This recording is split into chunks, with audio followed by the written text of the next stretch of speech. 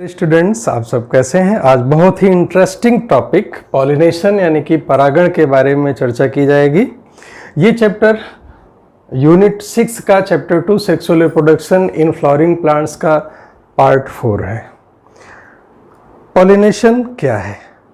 एक पुष्प है, मान लीजिए इसको हम स्टिग्मा मान लें, इसको हम परागकोश मान लें, तो यहाँ से परागकण निकल के स्टिग्मा पर आ गया। इसी क्रिया को परागण कहते हैं, पॉलिनेशन कहते हैं। तो इसकी डेफिनेशन क्या बनी? Transfer of pollen grains. ध्यान रहे कि पॉलन ग्रेन्स का ट्रांसफर होता है, स्टिग्मा या पिस्टिल का ट्रांसफ़र नहीं होता है। पूरी जीव जगत में यही देखने में आता है कि जो मेल होते हैं वो मूव करके फीमेल के पास तक जाते हैं, पहल मेल को करनी होती है। तो यहाँ भी प्रकृति में वनस्पतियों के साथ भी यही चीज़ है कि ट्रांसफ़र ऑफ पॉलन ग्रेन्स, जो मेल गैमेटोफाइट है उसका ट्रांसफ़र होता है कहाँ? टू द स्टिग्मा, स्टिग्मा पर, वर्तिकाग्र पर। किसके वर्तिकाग्र पर? ऑफ ए पिस्टिल, स्त्री केसर के वर्तिकाग्र पर। और इसी प्रक्रिया को कहते हैं पॉलिनेशन, इज टर्म्ड पॉलिनेशन। तो डेफिनेशन बनी, the transfer of pollen grains to the stigma of a pistil is termed pollination. इसको पॉलिनेशन कहा जाता है। लेकिन पॉलिनेशन इतना आसान नहीं है। इसको हम कई भागों में अकॉर्डिंग टू एनसीईआरटी के अनुसार इसको पूरा अध्ययन करेंगे और बहुत सारी अच्छी चीज़ों के बारे में आज जानने वाले हैं। बहुत सारी सरप्राइजिंग चीज़ों के बारे में आपको आज पता चलेगा। वीडियो के अंत तक आप बने रहें। देखिए, सबसे पहले काइंड्स ऑफ पॉलिनेशन। पॉलिनेशन कितने प्रकार के होते हैं? तो इसके आधार पर, पॉलन ग्रेन के स्रोत के आधार पर ये 3 प्रकार का होता है। पहला है ऑटोगेमी, स्वयुग्मन। स्वयुग्मन क्या है? जैसे एक ये फूल है मान लें, और इसको हम स्त्री केसर मान लें, जायांग मान लें, गायनेशियम मान लें, और इन सबको एंड्रोसियम मान लें, एंथर मान लें। ठीक है, एंथर से इसी एक फूल में यहाँ से परागकण निकल के यहाँ पर चलाए तो इसको हम क्या कहेंगे? ऑटोगेमी, स्वयुग्मन। जैसे यहाँ से परागकण निकले और यहीं पर चलाए, इसको सेल्फ पॉलिनेशन भी कहते हैं। यद्यपि पौधे इसे पसंद नहीं करते, लेकिन फिर भी एक कुछ खास उदाहरण इसमें दिया गया है। सेल्फ पॉलिनेशन में ये 3 एग्जाम्पल दिए हैं। वायोला, जिसको पांसी कहते हैं, ऑक्जेलिस यानी कि खट्टी बूटी, और कामेलिना यानी कि कनकौआ। ये 3 प्लांट ऐसे होते हैं जो 2 तरह के पुष्प बनाते हैं। ये नीचे बना हुआ है। एक पुष्प वे बनाते हैं जो कि खिलते हैं, इसको चैस्मोगैमस फ्लावर यानी कि उन्मील परागणी पुष्प कहते हैं। ये सामान्य पुष्प के जैसे आप देखते हैं खिले हुए पुष्प, वैसे पुष्प होते हैं। और दूसरे प्रकार के जो पुष्प इन तीनों में होते हैं, ध्यान रहे कि वायोला, ऑक्जेलिस और कामेलिना, इन तीनों में एक दूसरे खास तरह के पुष्प होते हैं। उन खास तरह के पुष्पों को क्लिस्टोगैमस फ्लावर कहा जाता है।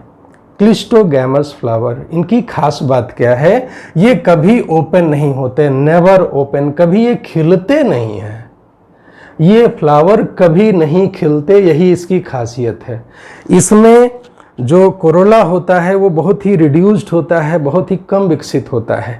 और ये कभी किसी भी दशा में, ये जो फ्लावर हैं क्लिस्टोगैमस फ्लावर, इसको अनुन्मील्य परागणी पुष्प कहा जाता है। ये कभी भी ओपन नहीं होते और ये केवल पाए जाते हैं वायोला, ऑक्जेलिस और कामेलिना में। ये इस बात की गारंटी देते हैं कि अगर किसी भी तरह से दूसरे एजेंट से, दूसरे फैक्टर से अगर परागण नहीं होता है तो भी ये अपने वंशज को जारी रख सके, वो सिक्योर हो सके कि हमारा जो वंश है वो बना रहे इन प्लांट्स में।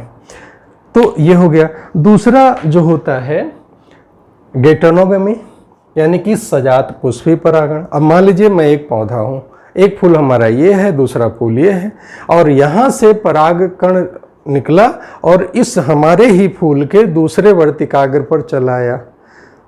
तो यह भी कोई बहुत ज़्यादा अंतर नहीं है, क्योंकि जो पौधा है वो एक ही है और एक ही पौधे के 2 अलग अलग फूलों में एक से परागकण उठा और दूसरे के वर्तिकाग्र पर पहुंच गया।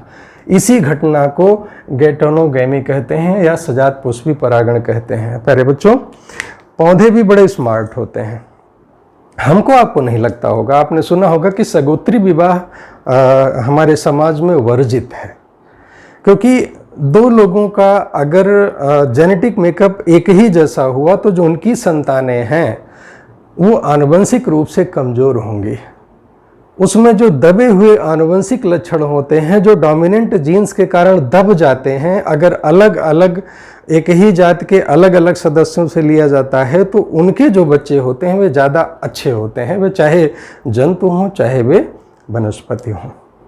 इस बात को प्लांट जानते हैं, इसलिए वे इन दोनों को हतोत्साहित करते हैं, इन दोनों को नहीं चाहते। बहुत कम ऐसे प्लांट्स हैं जिनमें ये दोनों क्रियाएं होती हैं। तो वो चाहते क्या हैं? वो चाहते हैं परनिषेचन, xenogamy. Plants mostly likes xenogamy यानी कि परनिषेचन। तो अब इसमें क्या होता है? इसमें होता है कि ये दोनों एक ही जाति के अलग अलग पौधे हैं। जाति एक ही है लेकिन पौधे बिल्कुल अलग हैं। एक 50 मीटर दूर है, एक 10 मीटर दूर है, दूर दूर हैं या बगल बगल भी हो सकते हैं, कोई दिक्कत नहीं है, लेकिन ये अलग है। और इसका परागकण इसके वर्तिकाग्र पर जाकर अगर गिरता है, एक ही स्पीसीज के दो अलग अलग पौधों में एक का परागकण दूसरे के वर्तिकाग्र पर आकर गिरता है, तो इस घटना को जीनोगैमी या परनिषेचन कहा जाता है। प्लांट्स इसी को प्रोत्साहित करते हैं क्योंकि इससे उनका जेनेटिक मेकअप बेहतर होता है, उनकी पीढ़ियां बेहतर होती हैं, तो इसी को प्रोत्साहित करते हैं। इसी चीज़ को आउटब्रीडिंग डिवाइसेज या बही प्रजनन युक्तियाँ कहते हैं। अभी आगे चलकर हम यहाँ पर पहुँचते हैं। अब बात करते हैं कि पॉलिनेशन के कारक की, एजेंट्स, पॉलिनेशन किनके द्वारा होता है। तो पॉलिनेशन 3 माध्यमों से होता है, उनको हम 2 कैटेगरी में रखते हैं। एबायोटिक फैक्टर यानी कि निर्जीव फैक्टर, और बायोटिक फैक्टर यानी कि सजीव फैक्टर। निर्जीव फैक्टर में आता है विंड यानी कि हवा और वाटर। अब देखिए, ध्यान दीजिए, विंड यानी कि एनिमोफिली इसको कहा जाता है। जो वायु द्वारा परागण होता है, वायु परागण को एनिमोफिली कहा जाता है। जो वायु परागित पुष्प होते हैं उनमें खासियत होती है कुछ, क्या? उनमें नेक्टर नहीं होता, मकरंद नहीं होता, और क्या होता है? जो उनके पॉलन ग्रेन्स होते हैं वे लाइट होते हैं और नॉन स्टिकी यानी कि चिपचिपे नहीं होते हैं। इसका जो सबसे बढ़िया उदाहरण है मेज और ग्रासेस। मेज मतलब मक्का और ग्रासेस मतलब घास है। बच्चों, मक्का को आप लोगों ने देखा होगा कि मक्का के ऊपर ऐसे बाल जैसी संरचनाएं निकली रहती हैं। एक्चुअली जिस भुट्टे को हम लोग खाते हैं ना, वो फीमेल फ्लावर होता है, और हर एक ओवरी में एक ही ओव्यूल होता है, यानी कि एक एक दाना होता है। वो एक एक दाने एक एक फल हैं, कैरियोप्सिस फ्रूट उसको कहते हैं, एक एक फल है। और उससे निकलकर जो उसका स्टाइल होता है वो बाहर निकला रहता है। जो लंबे लंबे रेसे जैसे निकले रहते हैं वो उसका स्टाइल है, और उसके सिरे पर स्टिग्मा होता है, चिपचिपा होता है, जिससे ढेर सारे जो पॉलन ग्रेन्स हवा में उड़ रहे हों, क्योंकि वायु परागण होना है, हवा में उड़ रहे हों, तो उसके द्वारा वो आसानी से आ जाए तो उसमें चिपक जाए और उसका फर्टिलाइजेशन हो सके आसानी से। तो यह एक तरह से एडॉप्टेशन है एनिमोफिली में, यानी कि वायु परागित पुष्पों में। दूसरा है हाइड्रोफिली। हाइड्रोफिली यानी कि जल द्वारा जो परागित होते हैं, ये दोनों अनसर्टेन होते हैं, इसलिए बहुत ही ज़्यादा मात्रा में परागकण बनाते हैं वे जो वायु द्वारा परागित होते हैं या जल द्वारा परागित होते हैं। इनमें बहुत ज़्यादा मात्रा में परागकण बनाए जाते हैं, मजबूरी होती है इनकी, क्योंकि अनसर्टेन, हवा में छोड़ दिया पहुंचेगा कि नहीं पहुंचेगा, पानी में छोड़ दिया पहुंचेगा कि नहीं पहुंचेगा। तो इन दोनों के द्वारा जो प्लांट्स होते हैं बहुत ज़्यादा मात्रा में परागकण बनाए जाते हैं। साथ ही साथ लगभग 30 जनरा ऐसे हैं, 30 वंश ऐसे हैं, और उसमें भी ज़्यादातर मोनोकाट हैं, एक बीजपत्री हैं, जो जिनमें जल परागण होता है, हाइड्रोफिली होता है। और पॉलन ग्रेन इनका म्यूसिलेजिनस कवर होता है, यानी कि म्यूसिलेज से कवर्ड होता है, और स्पोरोपोलेनिन नहीं पाया जाता। प्यारे बच्चों, मेल गैमेटोफाइट जब मैंने पढ़ाया था तो उसमें मैंने बताया था कि स्पोरोपोलेनिन एक्साइन जो होती है कवरिंग पॉलन ग्रेन की, वह इसमें नहीं पाया जाता। जो हाइड्रोफिलस प्लांट होते हैं। इसका एग्जाम्पल है वेलिस्नेरिया, हाइड्रिला जो कि तालाब में होता है ये दोनों, और जोस्टेरा जो कि समुद्री घास है। लेकिन ऐसा नहीं है कि सारे जो पानी में पाए जाने वाले प्लांट्स हैं उन सब में जल परागण होता है, ऐसा बिल्कुल नहीं है। जैसे वाटर हाइसिंथ, जलकुंभी आप जानते हैं, उसका फूल बड़ा आकर्षक होता है। साथ ही साथ कुमुदनी, वाटर लिली, इसका भी फूल आकर्षक होता है। तो ये दोनों वायु और कीट द्वारा परागित होते हैं। कीट द्वारा परागित होते हैं इसलिए आकर्षक होते हैं, खूबसूरत होते हैं, खुशबू भी होती है हल्की। तो ये कीट द्वारा परागित होते हैं। तो ये दोनों पाए तो जरूर पानी में जाते हैं, लेकिन परागण इनमें वायु और कीट द्वारा होता है, वाटर हाइसिंथ और वाटर लिली में। अब देखते हैं जो दूसरा कारक है यानी कि बायोटिक फैक्टर, ये एनिमल्स के द्वारा होता है। जो परागण एनिमल्स के द्वारा होता है उसको जूफिली कहा जाता है।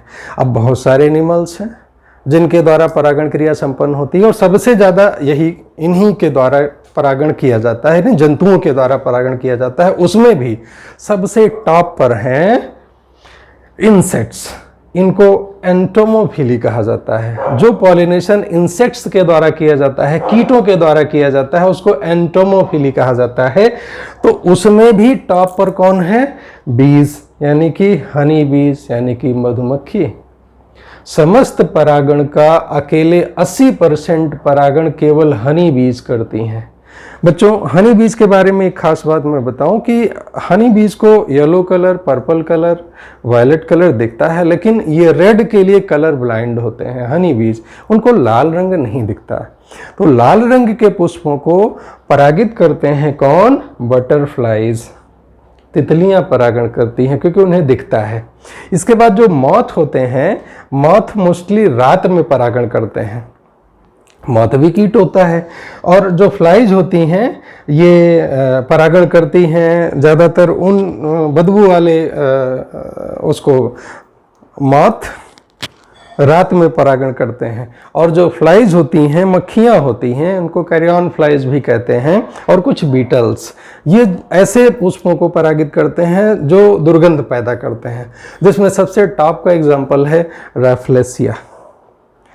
रैफ्लेसिया संसार का सबसे बड़ा पुष्प होता है, लगभग 1 मीटर डायमीटर का, 10 किलोग्राम वजन होता है, रूट पैरासाइट होता है, मलेशिया और इंडोनेशिया के जंगलों में पाया जाता है।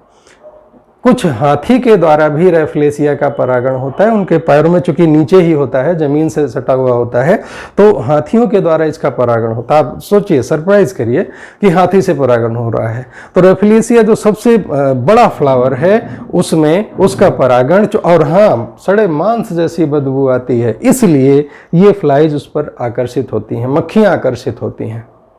रैफ्लेसिया जो कि काफ़ी चटकीला और सबसे बड़ा फ्लावर है, सड़े मांस जैसी बदबू आती है, उसमें परागण मक्खियों के द्वारा और हाथी के द्वारा होता है। इसके बाद बात करते हैं इसी में जो इंसेक्ट द्वारा परागित पुष्प होते हैं उनकी विशेषता क्या होती है। उनकी विशेषता होती है कि insect pollinated flowers are large, ये मोस्टली बड़े होते हैं और कलरफुल। जो फूलों का कलर होता है, जो तरह तरह के रंग बिरंगे फूल होते हैं, क्या लगता है कि वो हमारे आपके लिए उन्होंने रंग पैदा किया है? बिल्कुल नहीं, वे बहुत स्मार्ट हैं। वे कीड़ों को आकर्षित करने के लिए रंग बिरंगे बने हुए हैं। तो ये कलरफुल होना उनके लिए उनकी पीढ़ी को आगे बढ़ाने में मददगार होता है, इसलिए उन्होंने इसको अपनाया है।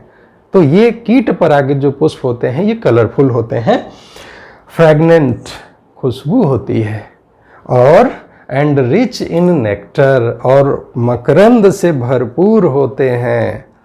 कीट हमारे पास क्यों आएंगे? कोई मतलब तो होगा, तो मतलब उनका यही मकरंद होता है। इसी मकरंद, इसी नेक्टर के लिए कीट प्लांट के पास, फ्लावर के पास जाते हैं, और बदले में फ्लावर का पॉलिनेशन हो जाता है। तो दोनों हाथ से ताली बजती है, कीट को नेक्टर मिलता है और फ्लावर का पॉलिनेशन होता है, दोनों का काम होता है।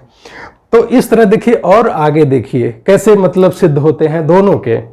जो एग लेइंग पर्पज होता है, कुछ ऐसे भी कीट हैं जो अपना अंडा उसी के अंदर देते हैं, फ्लावर के अंदर, जैसे एमार्फोफैलस।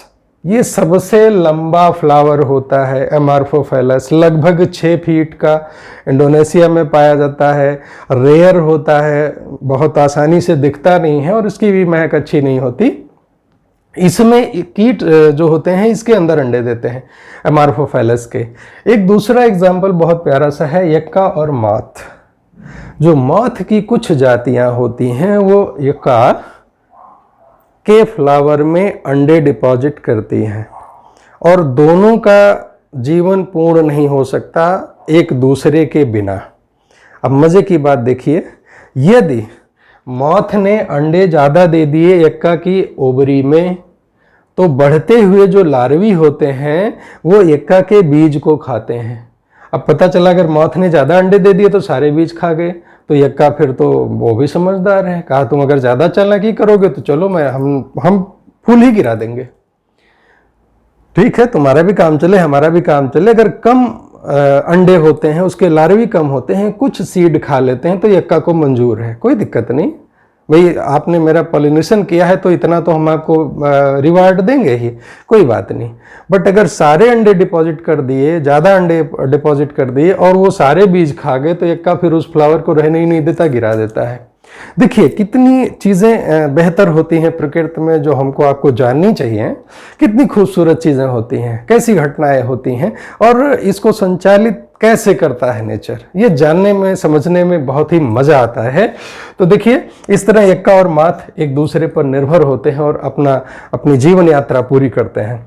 अब एनिमल्स में नाम आता है बर्ड्स का। बर्ड्स के द्वारा जो पॉलिनेशन होता है उसको ऑर्निथोफिली कहा जाता है। ऑर्निथोफिली में 2 एग्जाम्पल्स दिए गए एनसीईआरटी में, सनबर्ड शकरखोरा और हमिंग बर्ड यानी कि गुंजन पक्षी। हमिंग बर्ड सबसे छोटा पक्षी होता है, सबसे छोटा और हल्का पक्षी।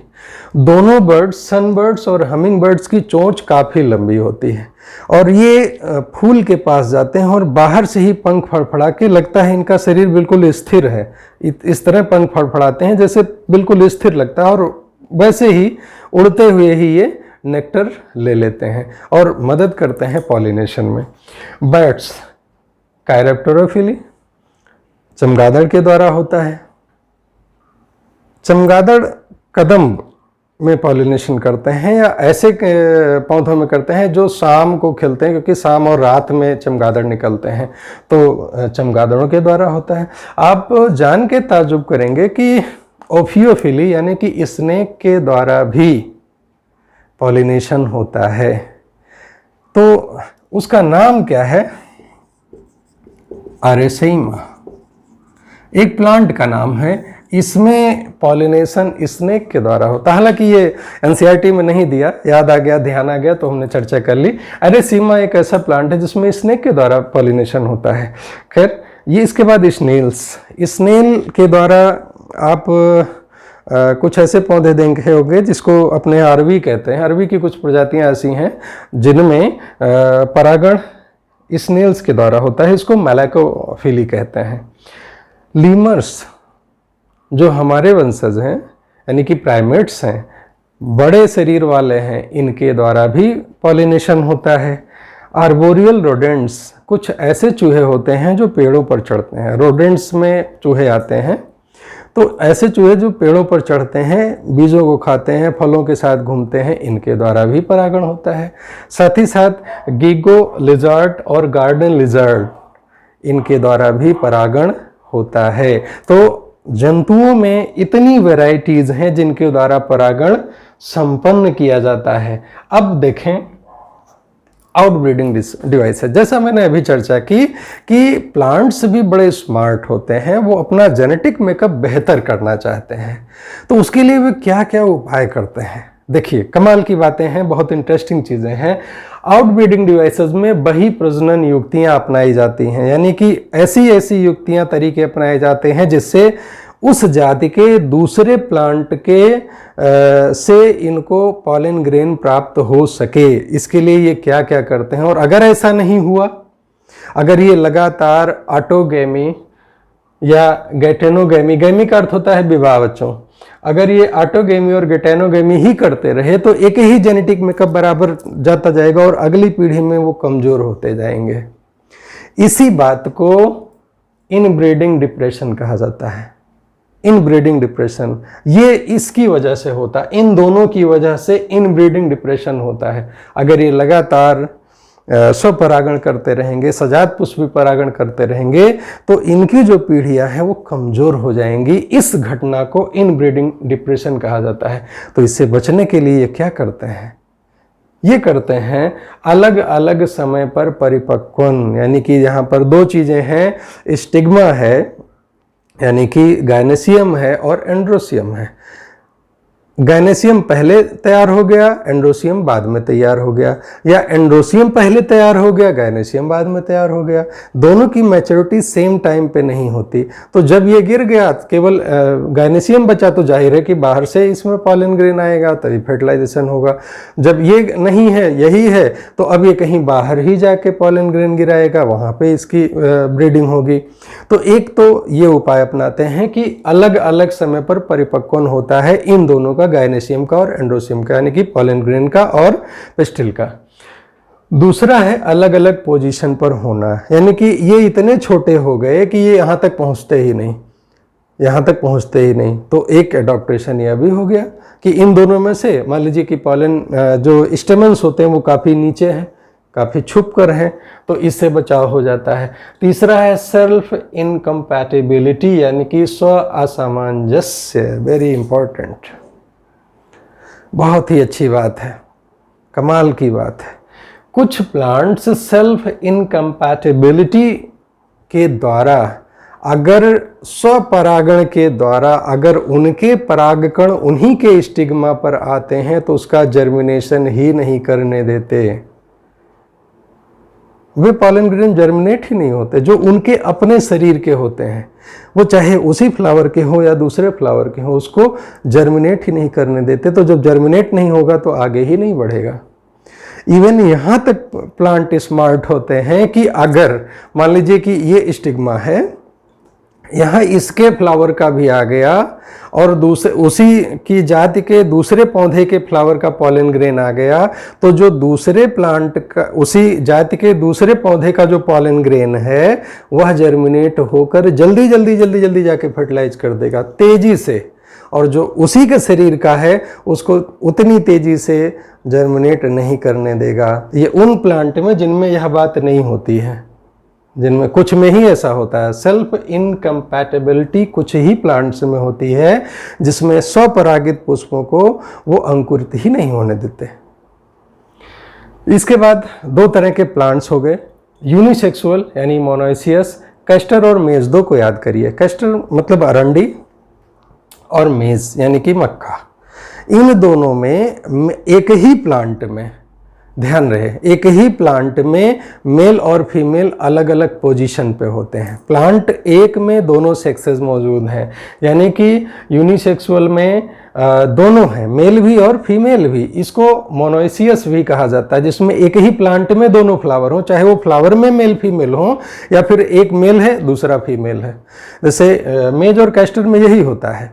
मेज यानी कि मक्का में सबसे ऊपर आप ध्यान दें कि कुछ गेहूं के दाने जैसी संरचनाएं होती हैं जिसमें पॉलन ग्रेन्स भरे रहते हैं, वो परागकोश होता है। और जो फीमेल होता है जिसको भुट्टा हम लोग खाते हैं वो फीमेल होता है। तो वहाँ से परागकोश उड़ते हैं और उसके बाद चाहे अपने पे चाहे दूसरे पे वो जाके वहाँ पर पहुँचते हैं। इस तरह फर्टिलाइजेशन होता है। कैस्टर में भी यही चीज़ होती है, उसका पॉलन ग्रेन दूसरी जगह बनता है और जो फीमेल पार्ट होता है वो दूसरी, लेकिन एक ही पौधे में होता है। तो ऐसे पौधों को यूनिसेक्सुअल या मोनोसियस कहते हैं, ठीक है। और लेकिन अलग कर दिया, एक ही पौधे में है लेकिन अलग कर दिया, एक ही फूल में नहीं है, तो यह भी एक खास डिवाइस है कि एक पुष्प के अंदर नहीं है तो संभावनाएं कम हो जाती है। जब पुष्प ही के अंदर मेल फीमेल है तो संभावना बढ़ जाती है, बट जब एक मेल फ्लावर हो गया, एक फीमेल फ्लावर हो गया, भले ही प्लांट एक है, तो वहाँ पर संभावनाएं कम हो जाती हैं। और सबसे बेजोड़ तरीका है, सबसे अच्छा तरीका है बाइसेक्सुअल। प्लांट ही को बदल दो, एक मेल हो गया एक फीमेल हो गया, पूरा का पूरा पौधा या तो मेल होगा या तो पूरा का पूरा पौधा फीमेल होगा। ऐसे पौधों को बाइसेक्सुअल या डायोसियस कहा जाता है, जैसे कि पपाया यानी कि पपीता। पपीता में दो अलग होते हैं, पूरा प्लांट पूरा पेड़ या तो मेल होगा या तो फीमेल होगा, अलग अलग होते हैं। तो ये युक्तियां अपनाई जाती हैं एक बेहतर रिजल्ट पाने के लिए, बेहतर प्रोजेनी बनाने के लिए। और इसके बाद लास्ट टॉपिक है पॉलन पिस्टिल इंटरेक्शन, यानी कि पराग स्त्री केसर संकर्षण। प्यारे बच्चों, आप इमेजिन करिए, मान लीजिए ये स्टिग्मा है, स्त्री केसर, ठीक है, जायांग है, ठीक है। अब यहाँ पर जो इसकी प्रजाति है उसका भी पॉलन ग्रेन आ रहा है, जो दूसरी प्रजातियां हैं, जो दूसरे प्लांट हैं, उनका भी पॉलन ग्रेन आ रहा है। तो अब आप कल्पना करें कि अगर दूसरी प्रजाति के पॉलन ग्रेन का जर्मिनेशन यहाँ पर हो गया तो उस दूसरी जाति का मेल गैमीट आगे बढ़ेगा और फर्टिलाइजेशन की संभावना बढ़ जाएगी। लेकिन ऐसा होता नहीं है। इसको ऐसे समझिए, यहाँ पर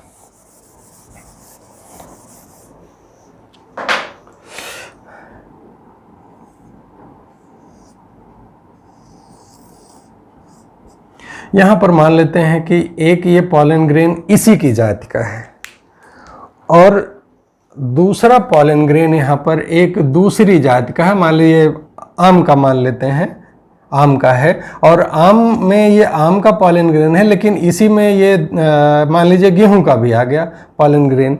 तो क्या गेहूं के पॉलन ग्रेन का भी जर्मिनेशन होगा? नहीं।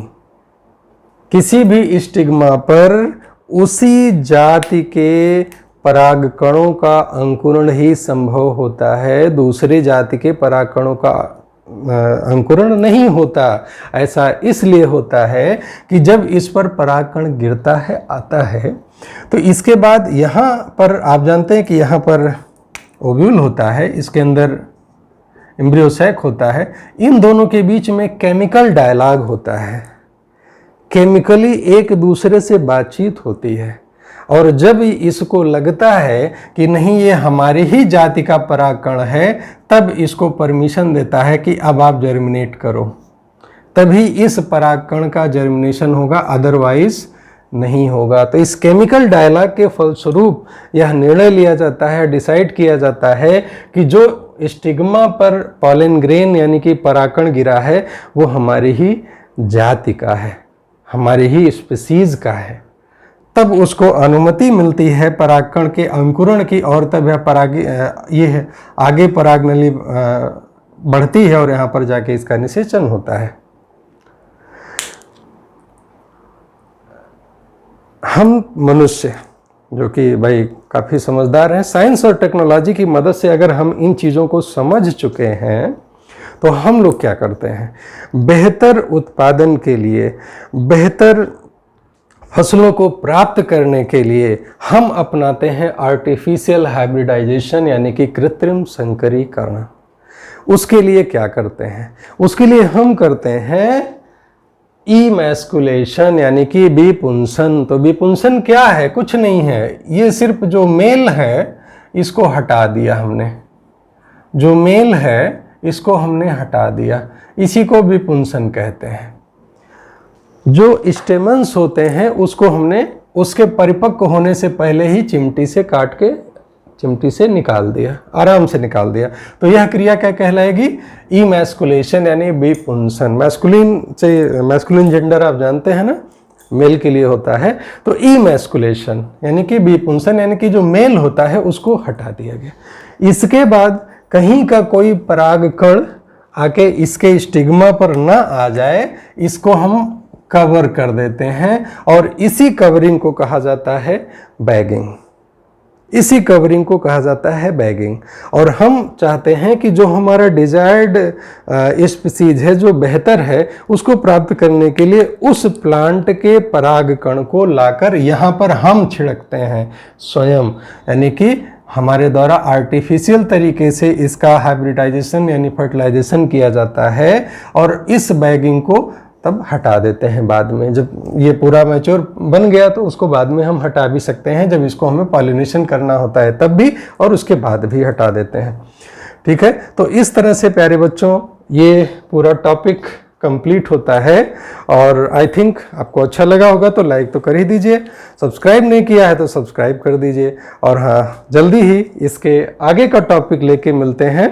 तब तक के लिए खूब पढ़िए, मेहनत करिए। All the best, thank you.